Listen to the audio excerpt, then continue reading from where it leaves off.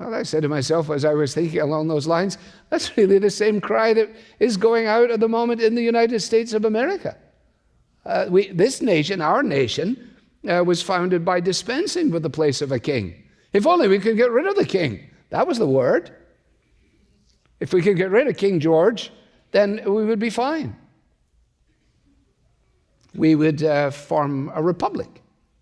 And in our republic, then we would have peace and safety and justice and truth. Did you read the newspaper yesterday? Have you thought about life today? How well are we doing? We strive for justice, and yet people still treat one another unfairly.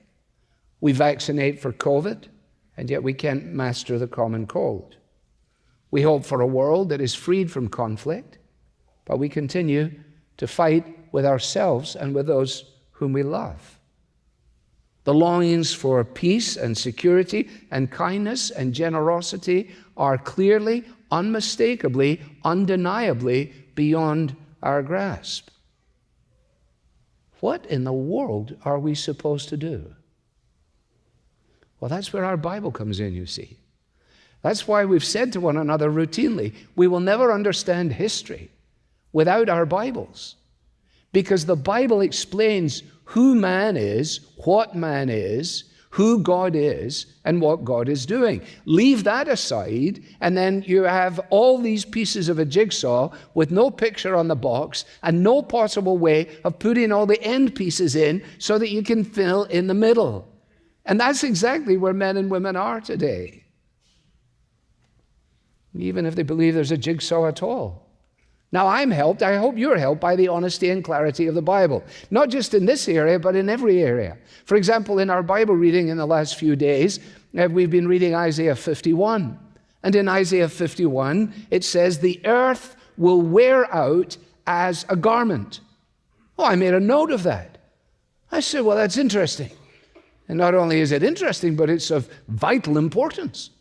Because all the concerns of ecology and the cataclysmic stories of an apocalyptic end to our universe are before us almost every single day. The G7 gathered, and one of their great preoccupations is what in the world are we going to do with our planet? Now, does the Bible have something to say? Well, it says that we've been given this, that we might enjoy it, that we might care for it, that we might tend for it, and so on. But it also says that it's going to wear out like an old bathrobe.